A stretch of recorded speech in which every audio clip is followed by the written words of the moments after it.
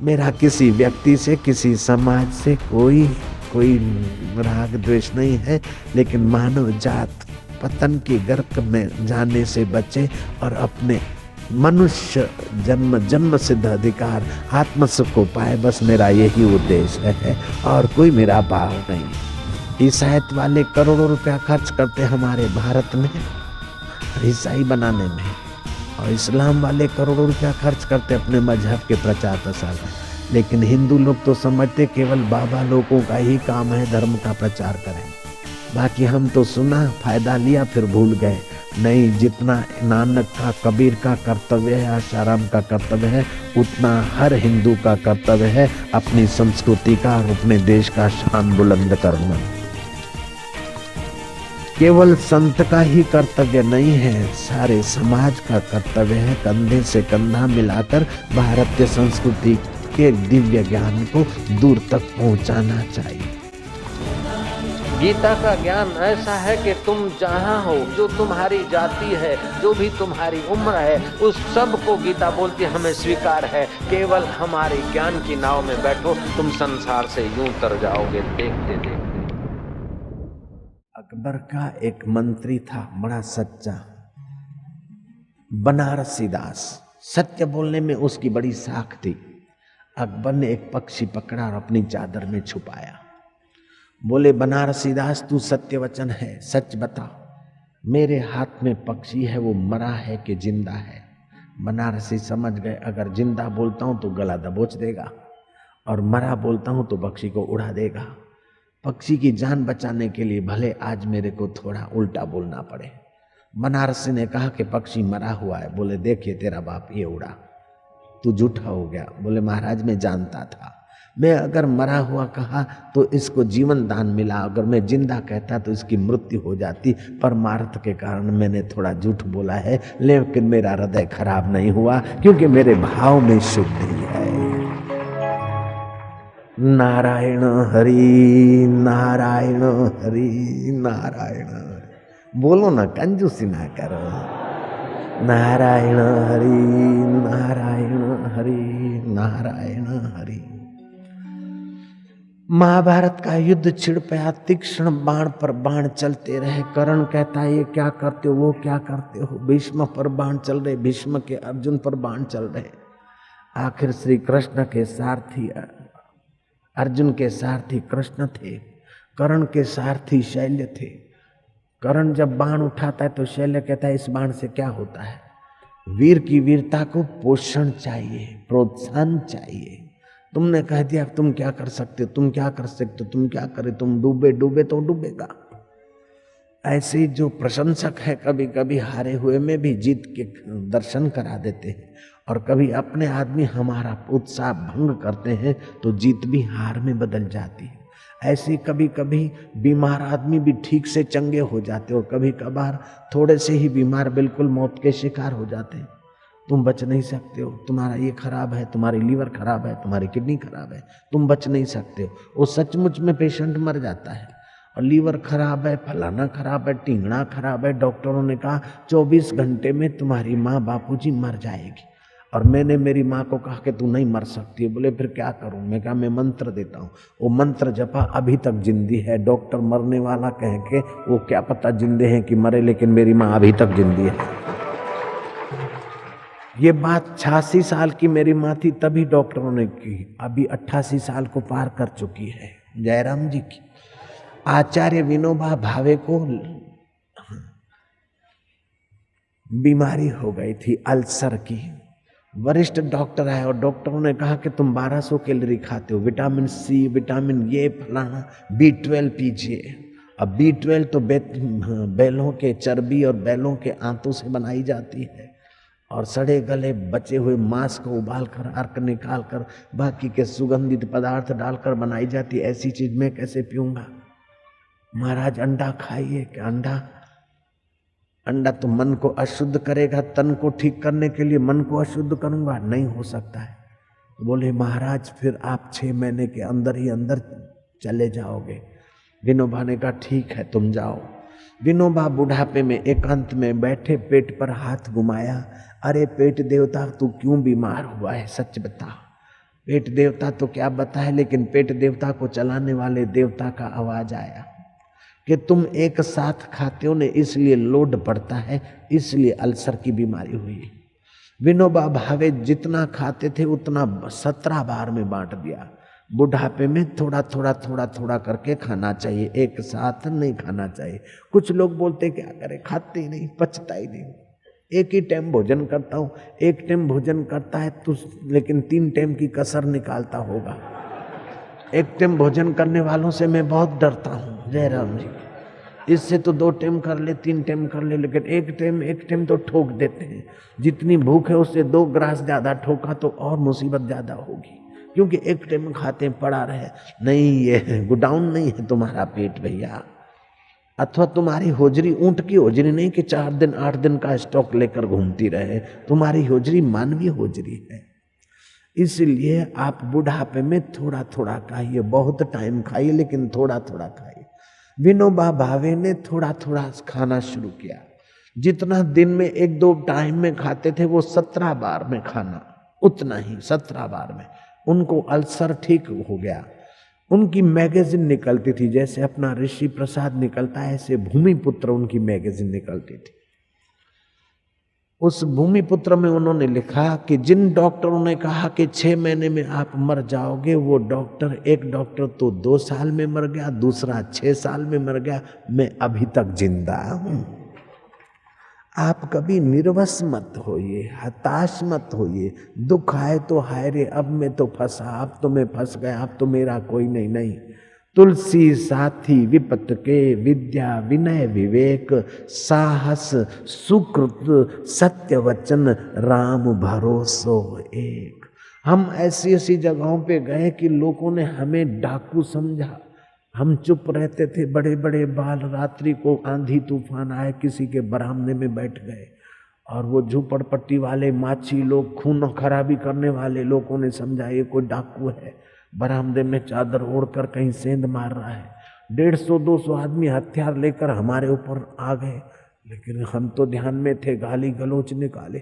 हम उठ के खड़े हुए तो जो हमारी हत्या करने के लिए बक रहे थे वही हमारे पैरों पे गिर पड़े। आज तक मेरे को किसी ने कुछ नहीं किया।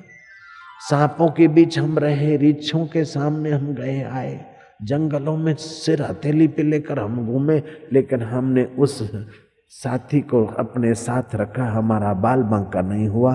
अभी तक मैं जिंदा हूं और खुशहाल हूं। ये रक्षक परमेश्वर है। जरा जरा बात में कुछ तो मायूं क्या, अरे अब तो मर गए, क्या है कि सब्जी नहीं बनी वो आ रहे, अब तो मर गए, फलन आएगा, मर गए, अरे मर गए, अरे मर गए, मर गए मर गए कहती रहती। और कई वर्षों से जिंदगी हम देखते थे, देखो मर गए रे, अब तो मुसीबत आई, धंधा मंदा है, मर गए, अब तो बैंक बैलेंस कार्ड हो गया, मर गए, अब तो बदली हो गई, मर गए, अब तो ये हो गया, मर गए मर गए मर गए। मरो मरो सबको कहे, मरना न जाने कोई, एक बार ऐसा मरो कि फिर मरना ना होई। अपने होमी रोग को, अपने अहंकार रूपी बुलबुले को उस अखंड ब्रह्म में जरा डुबा दो, मर के अमर हो जाए। जैसे नमक की पुतली मरती है तो सागर हो जाती है, ऐसे तेरा अहम मरे तो परब्रह्म परमात्मा महज तेरा चित्त बन जाए। ऐसा मरना सीख ले। अरे मैं तो मर गई, मैं तो मर गई, जरा सा बुझाओ, मैं तो मर गई। ये क्या मर गई, मर गया मर गया, हम तो मर गए, हम तो मर गई नहीं। और करोड़ों बार तुम्हारा शरीर मरा है। सचमुच में जिसको मौत कहते हैं, ऐसी करोड़ों बार तुम्हारी मौत हुई, फिर भी तुम अब जीवित हो, तो वास्तव में तुम्हारी मौत होती नहीं है। जब भी मौत होती है तो शरीर की होती है। ये ज्ञान भी पक्का हो जाए तभी भी कल्याण हो जाएगा, मंगल हो जाएगा। महाभारत का युद्ध हुआ और भीष्म पितामह सरसैया पर पड़े। कहते हैं मुझे तकिया चाहिए। कर्ण ने और दुर्योधन ने रुई के तकिए ला कर दिए सिराने रखने को। बोले ये तकिया नहीं चाहिए, अर्जुन को बुलाओ। अर्जुन को कहा तू बाणों का तकिया मुझे दे। कैसी है इस आत्म विद्या के जानने वालों की बहादुरी। वो कहते मुझे तकिया दे, रुई गद्दे का तकिया अस्वीकार करते, फिर 3 बाण लगवाते और उसी का सिराना करके इसी तुम्हारे करनाल के इलाके में। ये कुरुक्षेत्र आपसे सटा है, वहीं की तो बात है। कैसे बहादुर वीर रहे होंगे, देह होते हुए भी देह में आसक्ति नहीं। 3 बाणों का तकिया करके वो भीष्म पितामह लेटे हैं और पांडवों को श्री कृष्ण ने राज्य करने की आज्ञा दी। पांडवों का राज्य चला, कुछ दिन बीते न बीते युधिष्ठिर श्री कृष्ण के पास आए। कृष्ण ध्यान मग्न है। युधिष्ठिर पूछते प्रभु किसका ध्यान कर रहे थे? बोले भीष्म पितामह सरसैया पर पड़े हैं, मेरा ध्यान कर रहे हैं, इसलिए मैं उसका ध्यान करता। आप महल माड़ी का या फिक्स डिपॉजिट का ध्यान करो तो फिक्स डिपॉजिट आपका ध्यान नहीं करती है, लेकिन आप किसी जीवित मनुष्य का सुमरण करते हो तो मनुष्य आपके सुमरण करने को बाध्य हो जाता है। तो मनुष्य का अधिष्ठान जो ब्रह्म का चिंतन करता है तो ब्रह्म भी तुम्हारे अनुकूल होने लगता है। जब जब तुम्हें याद आए कि मुझे माला जपनी है, मुझे जप और ध्यान करना है, तो तुम पक्का समझना कि मेरा दिलबर मुझे याद कर रहा है, इसलिए मैं उसका स्मरण करने को तत्पर हो रहा हूँ। भगवान मुझे याद कर रहे हैं, ऐसा खुशी मनाकर भगवान का जप ध्यान करना चाहिए। दूसरी बात, जप ध्यान करके उसके बदले में नश्वर चीज मत मांगना। मांगना है तो तेरे प्रेम को मांगूंगा, तेरी कृपा को मांगूंगा, तेरे अनुभव को मांगूंगा। और भी मांगना है तो कोई मांगने की इच्छा न रहे ऐसा निर्वासनिक पद मांगूंगा। भजन का बदला नश्वर चीज नहीं मांगना चाहिए। तीसरी बात, भजन करते समय प्रसन्न चित्त रहना चाहिए। और चौथी बात, भजन करते समय हल्की ख्वाहिशें उठे तो उसको उखाड़ के फेंक देना चाहिए। और 5वीं बात, भजन करने वाले को ये पक्की माननी चाहिए कि मैं तो भगवान का ही हूँ और भगवान के सुख को पाना ही मेरा उद्देश्य है और भगवान के आनंद को पाने की ही मैं रुचि बनाऊंगा, विषय विकार को पाने की रुचि नहीं बनाऊंगा। इस प्रकार का अगर भाव हो तो जीवन की शाम होने के पहले, जीवन का सूर्य अस्त होने के पहले जीवन दाता का आनंद, ज्ञान और माधुर्य प्रकट हो जाएगा। बिल्कुल पक्की बात है। आपका उद्देश्य है सदा सुखी रहना। मनुष्य मात्र का उद्देश्य है मैं सदा सुखी रहूं, लेकिन रुचि हल्की चीजों में है। हल्की चीजें तो अपने आप खिंच के आएगी, रुचि भी सदा सुखी रहने वाले के सुख को पाने की कर लो, रुचि भी उसमें मस्त होने की कर लो। सरसैया पर पड़े हैं भीष्म पितामह, युधिष्ठिर तुम्हें उनसे ज्ञान लेना चाहिए। हमारे भाई ने तो बाणों पर उनको सुलाया, हमको ज्ञान कैसे देंगे? बोले वो भीष्म जानते हैं कि सब काल चक्र से होता है, जीवन मरण एक लीला है। वो द्वेष की गांठ बांधने वाले विद्वान नहीं हैं। दिन भर तो युद्ध करते और शाम को एक दूसरे के साथ मिलकर भोजन खाते थे। कितना होगा उस जमाने का मानवी मजबूत। द्वेष की आग गहरी मत उतरने दो, राग की आसक्ति गहरी मत उतरने दो, लोभ को गहरा मत उतरने दो। एक बात मैं खास कहता हूं आपको, आप व्यवहार करो तो पत्थर जैसे बनकर करो और भजन करो तो तपी मोम जैसा होकर। जैसे तपी मोम में, पिघली मोम में जो रंग मिलाओ बराबर रग रग में मिल जाता है, ऐसे भजन करते समय हृदय को पिघली मोम जैसा बना लो। लेकिन व्यवहार करते समय हृदय को ठोस बनाओ ताकि व्यवहार की कोई भी बात तुम्हारे गहरे उतरकर तुम्हारी शांति का भंग ना करे। व्यवहार करते समय हृदय तटस्थ बनाओ, ठोस बनाओ। दुख सुख के थपेड़े उसके अंदर गहरे न उतरे, राग और द्वेष उस हृदय में गहरा न उतरे। और भजन करते समय हृदय पिघली मोम जैसा बनाओ ताकि भगवत भाव गहरा उतरे। आपको व्यवहार में भी सफलता और परमार्थ में भी सफलता। ये जरा सी युक्ति है। और बार बार इस बात का चिंतन करो कि व्यवहार में हृदय ठोस और परमार्थ में हृदय पिघला हुआ। इस चिंतन मात्र से आप उसमें सफल हो सकते हो और कोई शीर्ष आसन या कोई तपस्या करने की ज्यादा जरूरत नहीं पड़ेगी। हम व्यवहार में क्या करते कि हृदय पिघला रखते हैं और भजन करने में हृदय ठोस रख देते हैं।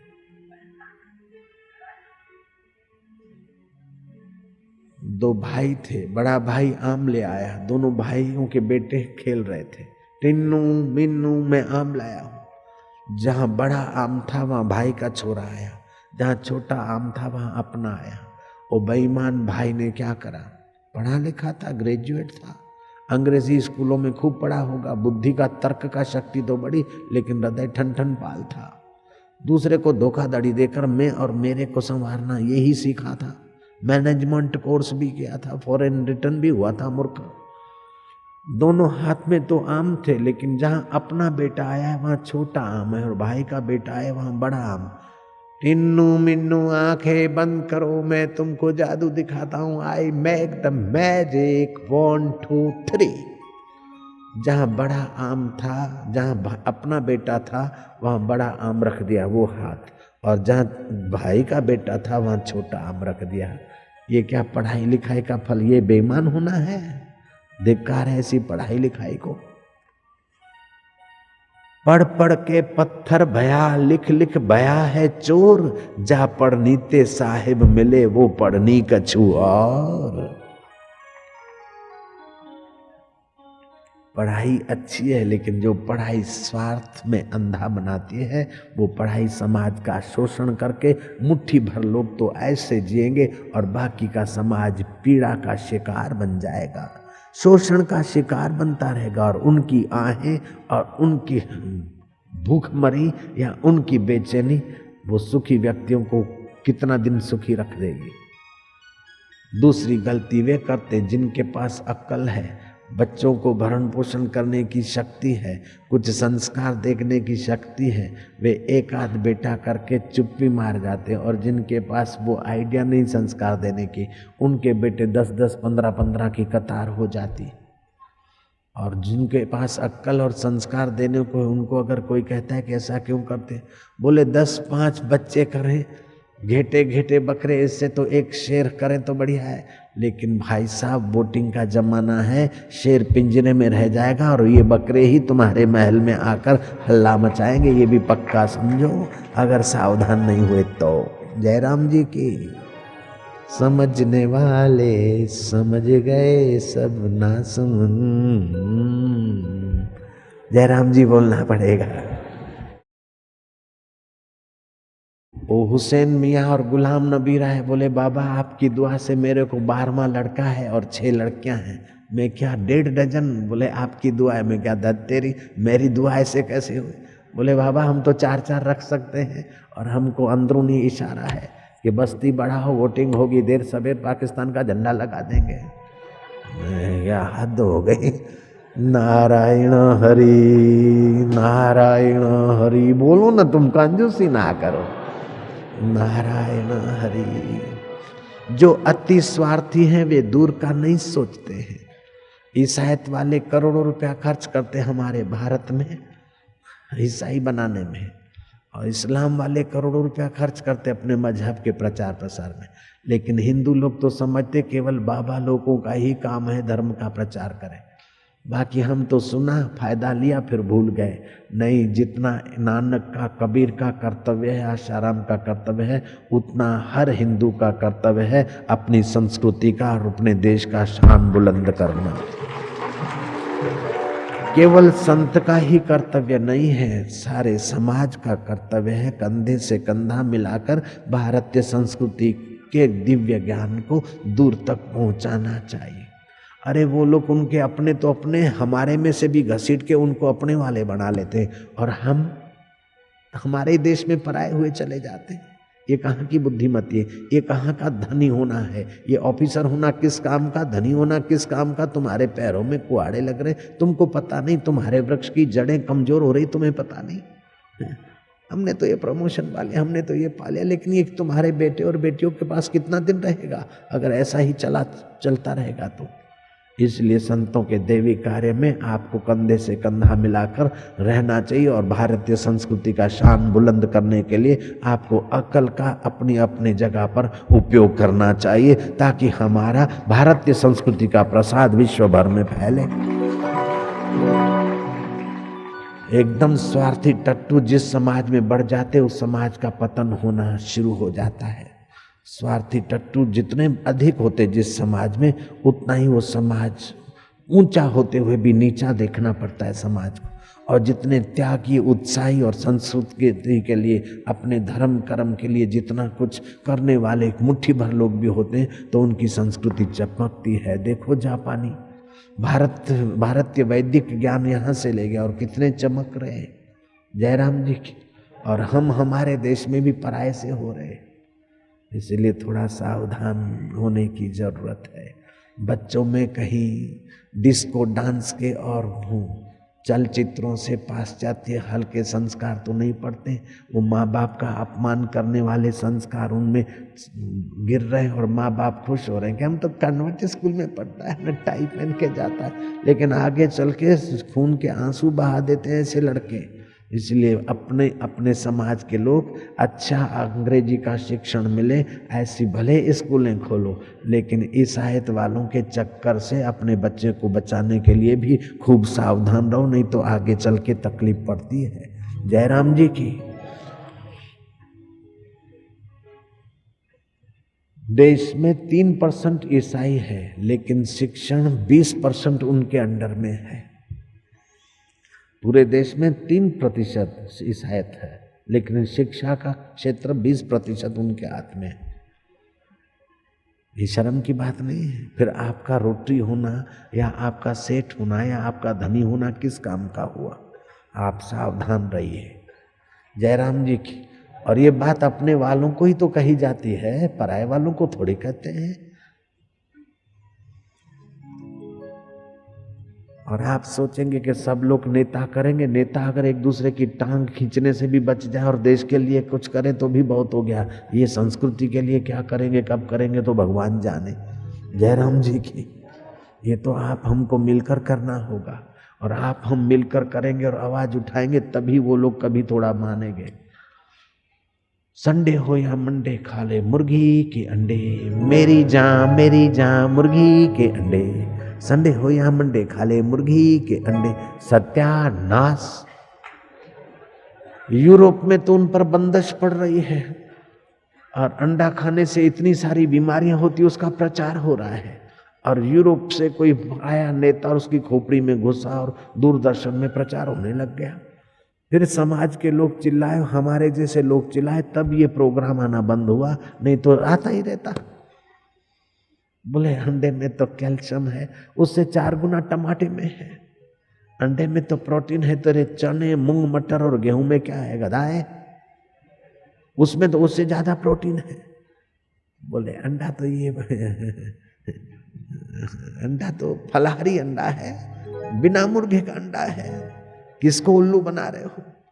फल में तो सी विटामिन भरपूर होता है, और यहाँ 200 अंडे हड़प करो तो एक आंवला खाने जितना विटामिन भी नहीं मिलता।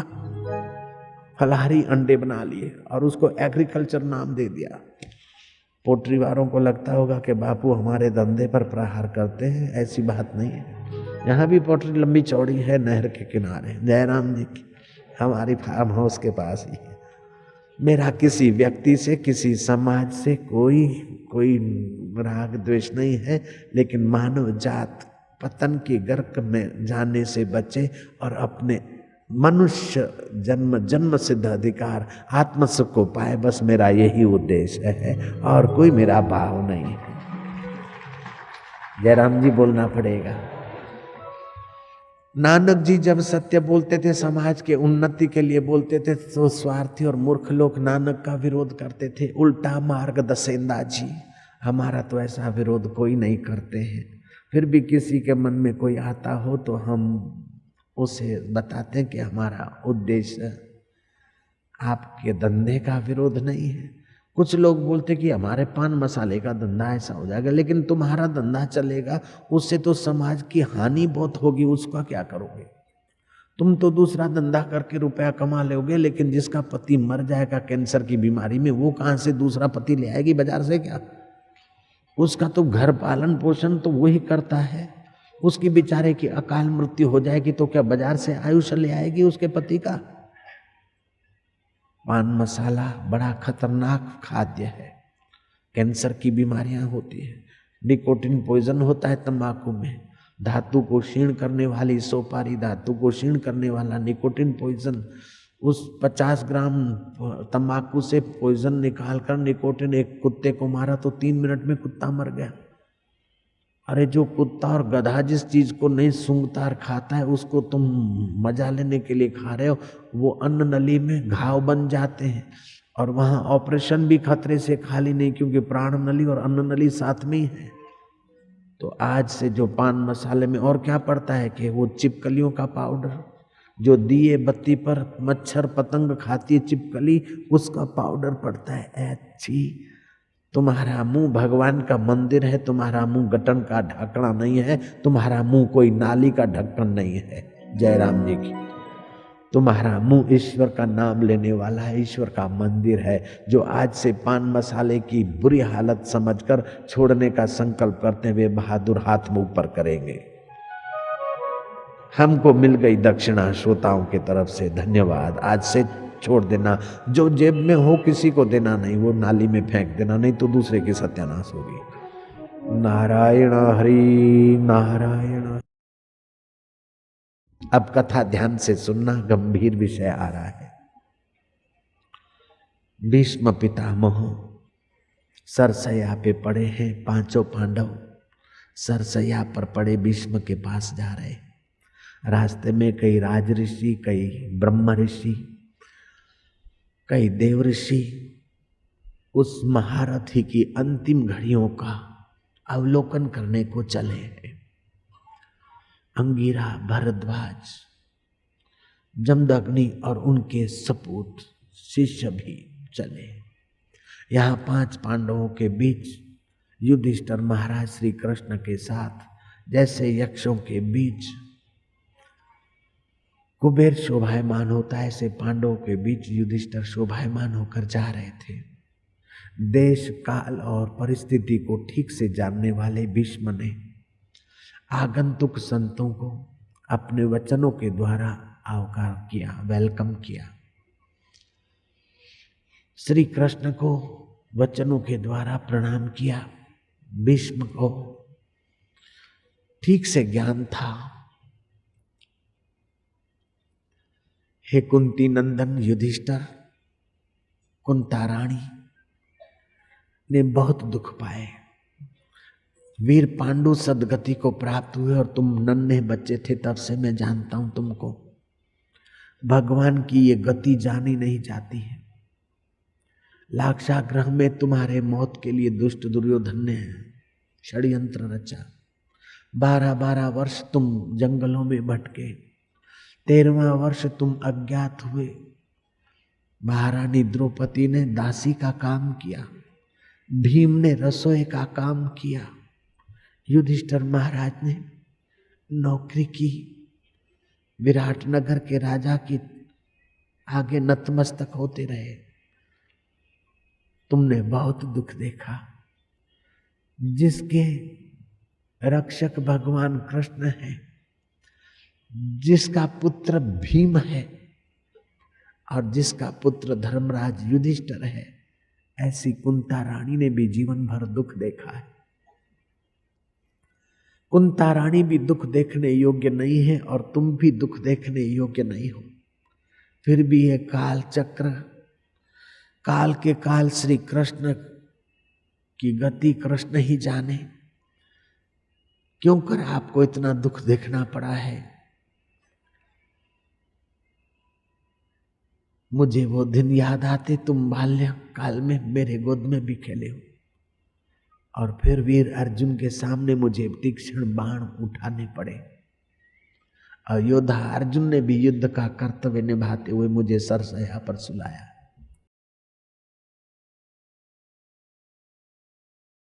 मुझ आतताई को श्री कृष्ण ने सद्गति करने के लिए अर्जुन को उभारा। हे केशव, रण के मैदान में घोड़ों की टापों से धूल उड़ती थी और तुम्हारे घिंघरूले बाल मटमैले होते थे। सूर्य के किरण तुम्हारे चेहरे पर पड़ते थे और पसीने के कारण तुम्हारे चेहरे पर जो सूर्य के किरण पड़ते थे मोतियों सी चमक की कभी कभी लहराती। हे केशव, मेरा तुम्हारे चरणों में प्रणाम है। हे कृष्ण, आज तक तो तुमने अपने भक्तों को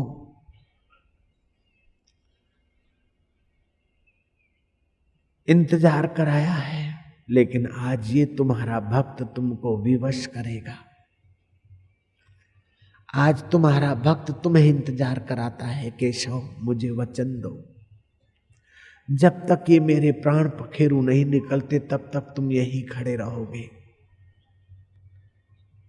तस्मात् कारुण्य भावेन। आज तक तुमने अपने प्रियजनों को प्रतीक्षा करवाई, लेकिन आज मैं तुमको प्रतीक्षा करवाता हूं। जब तक मेरे ये प्राण महाप्राण में नहीं मिलते हैं तब तक हे केशव, हे अच्युत, हे सगुण साकार अकाल पुरुष, तुम यहीं खड़े रहोगे, उदास होकर नहीं। धरती पर देखते हुए नहीं, मेरे पर नजर डालते मंद मंद मुस्कान बनी रहे, पीतांबर लहराता रहे। हे अच्युत, मैं समझता हूं तुम प्राणी मात्र के हृदय में आकाश की नाई व्याप रहे हो। मेरे हृदय में तो तुम एक क्षण भी दूर नहीं होते हो, लेकिन ये आंखों के आगे से भी तुम दूर मत होना। तुम निर्गुण निराकार अकाल पुरुष भी तुम ही हो और सगुण साकार भी तुम ही हो। पशुओं में किल्लोल करने की सत्ता तुम्हारी है और पशुओं में हंबारने की और चिंघाड़ने की सत्ता भी तुम्हारी है। बिल्ली में म्याऊं करने की सत्ता भी तुम्हारी और चूहे में चूं चूं करने की सत्ता भी तुम्हारी। ये आकृतियां बनती है, बिगड़ती है, लेकिन निराकार केशव तुम जो के त्यों रहते हो। हे केशव, हे राधा रमण, हे गोपी रमण, मेरा तुम्हारे चरणों में बार बार प्रणाम है, स्वीकार करो। जो लोग कृष्ण को सेक्सी मानते हैं या कामी मानते हैं या गोपियों का यार मानते हैं, उन बाबू लोगों की बुद्धि को ये बात समझ लेनी चाहिए कि जो 125 साल तक बाल ब्रह्मचारी रहा है, जिसके हाथ में इच्छा मृत्यु का वरदान है और जिसकी माता देवी गंगा है, ऐसा गंगा नंदन आखिरी श्वास गिन रहा है और कृष्ण को कह रहा है कि कृष्ण, हे गोपी रमण, हे राधा रमण, मेरा तुम्हारे चरणों में प्रणाम है। श्री कृष्ण को कैसा अच्छी तरह से जानता होगा। भीष्म कहता है कि हे केशव, हे कृष्ण, मैं अपनी पुत्री तुम्हारे को बिहा देता हूं, मेरी कन्या का दान करता हूं। ब्रह्मचारी और अपनी कन्या का दान करे, चकित सा हो जाओगे। लेकिन भीष्म कहते, मेरी कन्या को मैंने शुद्ध रखा है, सत्य वचन से, धर्म पालन से, संयम और सदाचार से मैंने बुद्धि रूपी कन्या को स्वच्छ कर रखा है, शुद्ध कर रखा है। वो तुम्हारे साथ ही ब्याहने के योग्य है, तुम उसको स्वीकार करो। मेरी मति, मेरी बुद्धि रूपी कन्या, हे प्रभु, तुम ही तो उसके वर हो, पति हो। मेरी बुद्धि रूपी कन्या में तुम्हें अर्पण करता हूं, स्वीकार करो। ऐसा करते उस महारथी ने, महामहिम ने, महायोद्धा ने प्राणों को, इंद्रियों को मन में, मन को प्राण में, प्राणों को मृत्यु में विलय होने दिया। मृत्यु को 5 भूतों में और 5 भूतों को प्रकृति में, प्रकृति को अपने सोहम स्वभाव परमात्मा में पाया। वो आत्मा परमात्मा से मिलाकर, जैसे घड़े का आकाश महाकाश से मिलाकर एकता का अनुभव किया जाता है, ऐसे जीवात्मा को अपने परमात्मा स्वभाव में मिलाकर सदा के लिए बाहर की नश्वर आंखें बंद कर दी। लेकिन उसके पहले ज्ञान की आंख उन्होंने अपनी खोल दी थी। जिसकी मृत्यु होती है वो मैं नहीं, जो बीमार होता है वो शरीर में नहीं, जो सरसया पर तीरों पर पड़ा है वो शरीर में नहीं हूं, और जो राग द्वेष करता है वो बुद्धि में नहीं, जो सुखी दुखी होता है वो मन में नहीं। इसको देखने वाला मैं ज्योति स्वरूप। अपने मूल को पहचान कर, मन तू ज्योति स्वरूप अपना मूल पहचान। अपने मूल को पहचान कर उसमें विश्रांति ली। जैसे नमक की पुतली दरिया में अपने मूल को खोजती और दरियामय हो जाती है, ऐसे उस वीर ने, उस सत्यव्रती ने अपने मूल को खोजकर अपने ब्रह्म स्वरूप में अपने आप को विलय किया। सदा के लिए जन्म मरण के चक्कर को तोड़ दिया। पांडवों ने उनकी अंत्येष्टि की, श्री कृष्ण की देखभाल रही। अंत समय देवताओं ने, यक्षों ने, गंधर्वों और किन्नरों ने पुष्पों की वृष्टि की। तपस्वियों ने, जतियों ने, जोगियों ने, देव ऋषियों ने, ब्रह्म ऋषियों ने, राज ऋषियों ने साधुवाद का। सब अपने अपने घर गए। पांडवों के साथ श्री कृष्ण हस्तिनापुर दिल्ली आए। कुछ समय रहे, फिर श्री कृष्ण द्वारिका को चले।